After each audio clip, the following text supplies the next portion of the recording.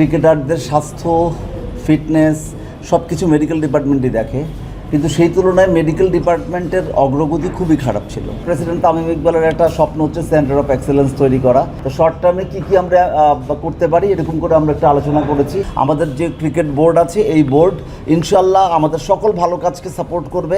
Department নিয়ে আসলে কী অগ্রগতি আছে, কী ইমপ্লিমেন্ট করতে চান? আপনার দায়িত্ব তো বেশ কয়েক মাস হয়ে গেছে, কেমন দেখলেন, কী আসলে ইনপুট করতে দিতে চান? আচ্ছা, অনেক ধন্যবাদ।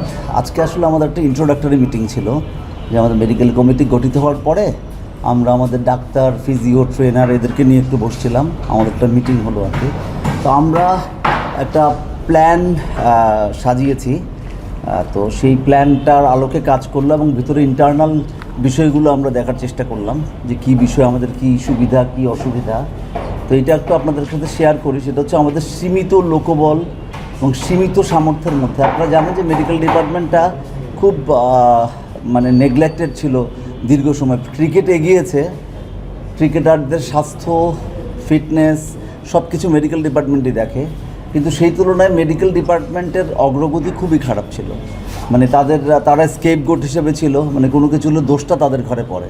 কিন্তু তারা যে ধরেন এখন এতগুলো টিম খেলছে একসাথে, ধরেন যত বাইরে এতগুলো টিম খেলছে, তারপরে দেশেও একসাথে 5টা টিম খেলছে একসাথে, তো তাদের মধ্যে 99% প্লেয়াররা ফিট আছে। সেটার কিন্তু কোনো কোনো সম্মান বা সেটার কোনো যে আমাদের যে তাদের প্রতি এত ডেডিকেশন তাদেরকে ফিট রাখলাম, তার জন্য কিন্তু কোনো প্রশংসা আমরা পাচ্ছি না।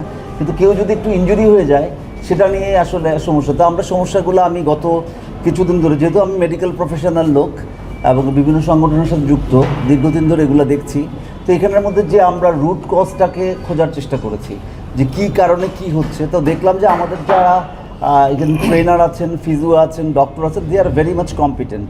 তারা তাদের সীমিত লোকবল, সীমিত সামর্থ্যের মধ্যে তারা তাদের সর্বোচ্চ দেওয়ার চেষ্টা করছেন। তো তাদের স্ট্রাকচারস বা কীভাবে কী হবে সেটা নিয়ে আমাদের আলাপ আলোচনা হয়েছে।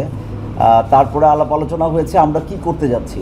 আমাদের আসলে সামনে আমরা চেষ্টা করছি যে আমরা একটা sports medicine rehabilitation and centre of excellence তৈরি করার। আপনি জানেন যে আমাদের প্রেসিডেন্ট তামিম ইকবালের একটা স্বপ্ন হচ্ছে সেন্টার অফ এক্সেলেন্স তৈরি করা। সেটার জন্য আমরা একেবারে উন্নত বিশ্বের মডেলে যেটা করা দরকার সেটা আমরা ইনশাআল্লাহ আমাদের পূর্বাচলে যে বড় সেন্টার অফ এক্সেলেন্স তৈরি হবে সেখানের মধ্যে আমরা সেটা ইমপ্লিমেন্ট করব। ইন দ্য মেন টাইম আমরা আমাদের জন্য যে একাডেমি ব্লকের মধ্যে আমাদের প্রায় 3000 স্কোয়ার ফিট জায়গা একটু বরাদ্দ করা আছে। তো সেখানের মধ্যে আমরা কি করতে পারি সেটা নিয়ে আমরা আলাপ আলোচনা করেছি। তো সেটার জন্য পরিকল্পনা করেছি, একটা ইনিশিয়াল আলোচনা হয়েছে আমাদের মধ্যে। যেমন আমাদের এখানে ডাক্তার সংখ্যা অনেক কম, তো ডাক্তার আমাদেরকে আসলে বাড়াতে হবে এখানের মধ্যে। এখানে যে সবচেয়ে বড় সমস্যা হচ্ছে ইমার্জেন্সির কোনো ব্যবস্থা নাই। তা আমরা একটা ইমার্জেন্সি মেডিকেল ইউনিট, তারপরে ওপিডি, রিহ্যাবিলিটেশন ইউনিট, অবজারভেশন বে, তারপরে পরবর্তীকালে ধাপে ধাপে short term, mid term, long term. তো শর্ট টার্মে কী আমরা করতে পারি এরকম করে আমরা একটা আলোচনা করেছি। এবং প্রত্যেকটা জায়গা একেবারে স্টেট অফ আর্ট হবে। মিনস আমরা কোয়ালিটির সাথে কোনো কম্প্রোমাইজ করব না। আমরা বাইরের মতো করে যা যা করা দরকার তার চেয়ে বেশি আমরা করতে পারবো। কারণটা কি, উই হ্যাভ সাম সার্টেন অ্যাডভান্টেজটা কি, বাংলাদেশের ডাক্তার অনেক অ্যাভেলেবল। বাংলাদেশে এখন রেজিস্টার্ড ডাক্তার 1,65,000। আগামী 10 বছর পরে আরও 1.5 লাখ ডক্টর আসছে। So that they are all technically sound এবং টেকনিক্যালি গুড। তারা টেকনিক্যাল পার্সন এবং মেডিকেল পার্সন। তো তাদেরকে যদি আমরা বিভিন্নভাবে কাজে লাগাতে পারি তাহলে আমাদের খেলোয়াড়দের, নট অনলি ক্রিকেট বোর্ড, আমাদের যে স্পোর্টস মেডিসিনটা যদি ঠিকমতো গড়ে তুলি তাহলে আমাদের অন্যান্য খেলা যা আছে, ফুটবল, ক্রিকেট সহ অন্যান্য যা খেলা আছে সব খেলার মানুষজনই উপকৃত হবে। তো আমরা সেই আলোকে আমরা পরিকল্পনা প্রণয়ন করছি যাতে আমরা কি করতে পারি। তাছাড়া আমাদের ইমিডিয়েটলি যা দরকার, আমরা রিজিয়নালেও চিন্তা করছি যে 5টা ভেন্যু আছে আমাদের এখানে, ওখানে একজন ডাক্তার, একটা ফিজিও, একটা ট্রেনার এরকম নিয়োগ করা যায় কিনা সে নিয়েও আমরা চিন্তাভাবনা করছি।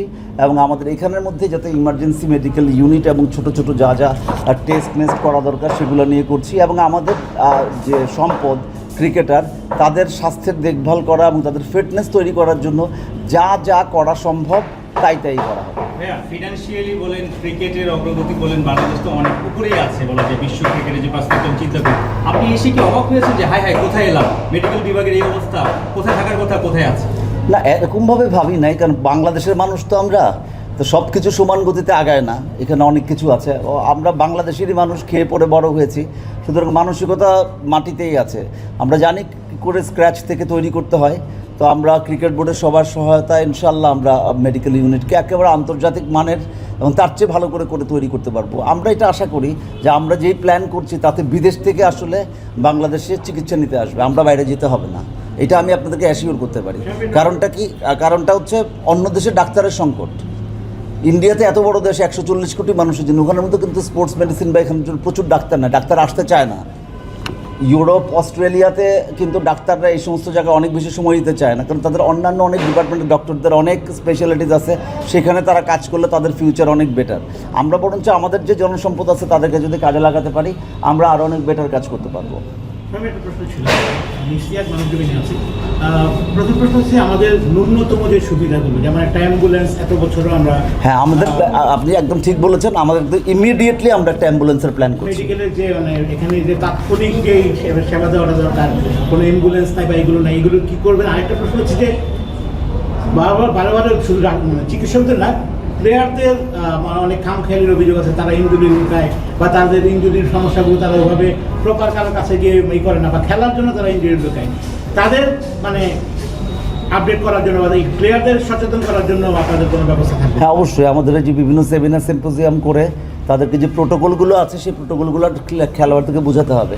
কারণ আমরা আমাদের যারা ফিজিও আছেন তারা খুবই হার্ড ওয়ার্কিং পার্সন। আমাদের ডাক্তাররা তাদের সীমাবদ্ধতার বাইরে গিয়ে অনেক চেষ্টা করেন যাতে আমাদের প্লেয়াররা ভালো থাকতে পারে, এবং প্লেয়াররা কিন্তু ভালোই আছেন, বেশ ভালো সুস্থভাবে আছেন। তবে যেটা হচ্ছে আমরা প্রোটোকল ব্রেক করেছি আগে। আমরা হয়তো বা কেউ একজন রিকোয়েস্ট করেছে আমাদেরকে যে এই প্লেয়ারকে একটু আগেই রিহ্যাবিলিটেট করা যায় কি না, আমরা এই সমস্ত জিনিসে কম্প্রোমাইজ করেছি, আর কম্প্রোমাইজ করবো না। আমরা একদম পিওর মেডিকেল প্রোটোকল অনুযায়ী চলবে, এবং আমাদের কথা ছাড়া কেউ কিছু করতে পারবে না। আর আমাদেরও নিজেদের ডাক্তারদের উপরে যদি আস্থা থাকে তাহলে বেটার হবে, কারণ আমাদের ডাক্তাররা সারা দুনিয়াতে সুযোগ পেলে অনেক ভালো করেছে। আমরা যদি ফ্যাসিলিটিসগুলো এনশিওর করতে পারি, তাদেরকে যদি ট্রেন করতে পারি, তাহলে আসলে তারা একেবারে বিশ্বমানের চিকিৎসা এবং বিশ্বমানের ফিটনেস দেওয়া সম্ভব। অনেক সময় ক্রিকেটাররা মানে সামনাসামনি বলুক বা অফ দ্য রেকর্ডে বলুক, অনেকেই বলে যে যারা ইনজুরিতে পড়ে যে সমস্যাটা ধরতেই অনেক সময় লেগে যায়। একদম মানে এটা এভাবে ভাবার দরকার নাই, এভাবে ভাবার দরকার নেই। কারণ ধরেন অনেকগুলো ইনজুরি আছে, যেমন ধরুন গ্রেড 1 ইনজুরি। গ্রেড 1 ইনজুরি ভালো হতে 21 থেকে 30 দিন সময় লাগে, কারো হয়তো 21 দিনে ভালো হয়, কারো তো 30 দিনে ভালো হয়, কারো অথবা আরও 1 সপ্তাহ বেশি লাগে। কিন্তু তার আগেই যদি আমি আবার মানে চেষ্টা করতে থাকি যে ফিটনেসে ফিরবো, সেটা সময়টা দিতে হবে। যে সময়টা আমাদের দিতে হয়তো দেখা যায় যে ওই 1 মাস যদি আমি মানে রেস্ট করি বা আমি যদি সেই রিহ্যাবিলিটেশনে থাকি, তাহলে হয়তো বা কোনো গুরুত্বপূর্ণ খেলা বাকি পড়ে যায় বা যেতে পারলাম না। তো সেটা অনেক সময় আমাদের উপর একটা প্রেশার সৃষ্টি হয়। তো আমরা চেষ্টা করব, কারণ খেলোয়াড়রা আমাদের মূল্যবান সম্পদ, আমাদের খেলোয়াড়রা যাতে দেশের জন্য লম্বা সময় সার্ভিস দিতে পারে, সেই আলোকে আমরা চেষ্টা করব যাতে তাদেরকে ভালো করে ফিট করে তৈরি করা যায়। কথা শোনা যায় ক্রিকেটারদের, এটা তো আমার দেশে না স্যার, পৃথিবীতেই আছে। ইনজুরি লুকানোর চেষ্টা করে যাতে সামান্য মাইনর ইনজুরি সে যদি ম্যানেজ করে চলতে পারে, সে হয়তো বা খেলতে পারে। খেলতে না পারলে তো অনেক ধরনের লস হয়, তাই না? এটা প্রবণতা শুধু বাংলাদেশে না, সব দুনিয়াতেই আছে। তার কেরিয়ারের স্বার্থে, দেশের স্বার্থে অবশ্যই তার ইনজুরিটাকে পুরোপুরি ঠিক করেই আসা উচিত। যদি ইনজুর্ড একটা পেশেন্ট আরও খেলে, তাহলে আরও বেশি ইনজুরি প্রন হবে। এটা তো খুবই স্বাভাবিকভাবে করা যায়। আমাদের মেসেজ হচ্ছে আমাদের স্পোর্টসম্যান, আমাদের মেসেজ হচ্ছে আমরা যা হয়েছে সেটা নিয়ে কোনো মন্তব্য নাই। আমাদের যে ক্রিকেট বোর্ড আছে, এই বোর্ড ইনশাল্লাহ আমাদের সকল ভালো কাজকে সাপোর্ট করবে, এবং আমাদেরকে বলা হয়েছে আপনারা সব কাজগুলো করেন, প্ল্যানিং করেন, যাতে আমরা ইনশাল্লাহ একটা বিশ্বমানের স্পোর্টস সেন্টার গড়ে তুলতে পারি। ক্রিকেটারদের তো প্রতি মেসেজ, ক্রিকেটারের প্রতি মেসেজ মানে তাদের ফিটনেস না, তাদের মেডিকেলি ফিট করার দায়িত্ব আমাদের। সেই দায়িত্ব আমরা পুরোপুরি ভালো করব, কিন্তু পারফরমেন্সের গ্যারান্টি তো আমি দিতে পারবো না। আপনাদের মেডিকেল ডিপার্টমেন্টের আওতায় কি মানসিক স্বাস্থ্যের বিষয়টা আছে? এটা অবশ্যই আমাদের প্ল্যানিংয়ের মধ্যে আছে। মানসিক স্বাস্থ্য তো আমাদের আন্ডারে পড়বে। এখানে হচ্ছে কি, আমাদের লোকবল না থাকার কারণে কিছু জিনিস আমরা হয়তো বা ছেড়ে দিয়েছি, অনেক কিছু।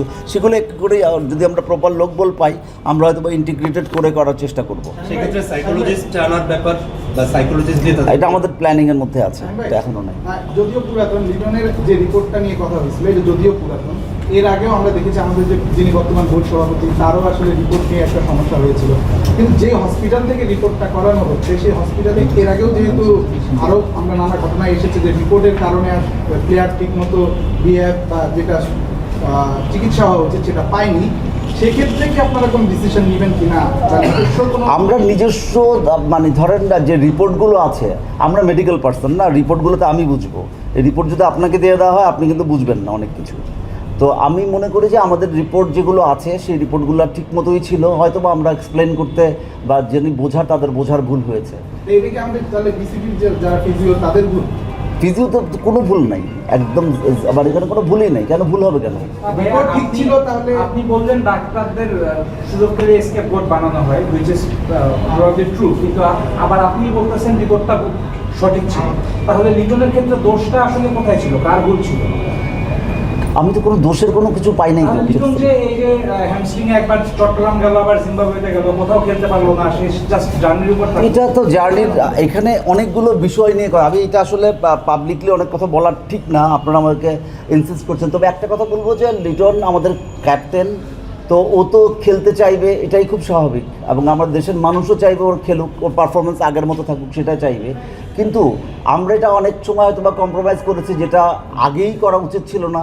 অন্যান্যদের রিকোয়েস্ট শুনে আমরা হয়তো বা সেটা কিছুটা আগে করতে দিয়েছি, বা তারই রিকোয়েস্টে আগে করতে দিয়েছি, অথবা কারো সিলেক্টর বলেন বা অন্য কোনো টিমের কারো রিকোয়েস্টে আমরা আগে করতে দিয়েছি, বা সেটা তো মেডিকেলি তাকে ফিট হওয়ার যে রেঞ্জটা আছে সেই রেঞ্জের কাছাকাছি সময় দেশের স্বার্থে কিছু বলা হয়েছে, কিন্তু কোথাও বলা হয়নি যে রিপোর্ট ঠিক ছিল না। রিপোর্ট ঠিক ছিল, রিপোর্টে বলা হয়েছিল যে তার এখানের মধ্যে যে গ্রেড 1 ইনজুরি আছে। প্রথম এই রিপোর্টটা করা হয়েছে, মানে প্রথম যে স্ক্যানটা করা হয়েছে সেটা 2 দিন পরে করা হয়েছে, সেকেন্ড স্ক্যানটা ছিল সেটা 14 দিন পরে করা হয়েছে। দুটো স্ক্যানের মধ্যেই আমি নিজে মেডিকেল পার্সন, আমি প্রফেসর অফ ডার্মাটোলজি, আমরা এগুলো লম্বা সময় ধরে দেখে আসছি, করে আসছি। আমি দায়িত্ব নিয়ে বলছি দুটো রিপোর্টের মধ্যেই ঠিক মতোই আসছিলো জিনিসগুলো, যে ইনজুরি আছে। এখন ইনজুরি তো ভালো হতে হলে সময় দেওয়া লাগবে।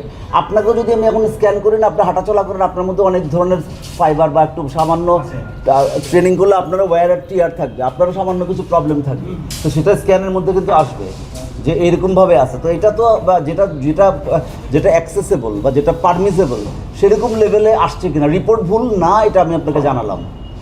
রিপোর্ট ঠিক ছিল, ফিজিও ঠিক ছিল, কিন্তু ওর ব্যথা ছিল সেটাও ঠিক। ভাই একটা প্রশ্ন, আপনি বললেন যে প্লেয়াররা চাইবেই খেলতে এবং খেললে তারা টাকা পয়সা পাবে না, আমি এই কথা বলি নাই, মানে দেশের সাথে খেলতে চাচ্ছে, আমি সেটা বলেছি। ইনজুরি যে কোনো প্লেয়ার মাঝে মধ্যে তারা ইনজুরি লুকায়, তারা খেললে তারা আমি জানি না ইনজুরি লুকাই কিনা, ইনজুরি লুকানোর যে প্রবলেমটা সেটা ওয়ার্ল্ড ওয়াইড আছে। আমি নিজেও প্লেয়ার ছিলাম, তো আমরাও চাইতাম যে ভাই আজকে সামান্য একটু ব্যাপার আছে, এটা আমি না বলে আমি খেলে ফেলতে পারলে ভালো, আমি পারতেছি তো। আর যখন একজন প্লেয়ার খেলবে, মাঠ করবে, তার অর্থনৈতিক টাকা পয়সার ব্যাপারটাও তার কোনো সমস্যা হবে না, তাই যে কেউ চাইবে খেলতে। কিন্তু সেক্ষেত্রে কোনো প্লেয়ার যেন টাকা পয়সার কথা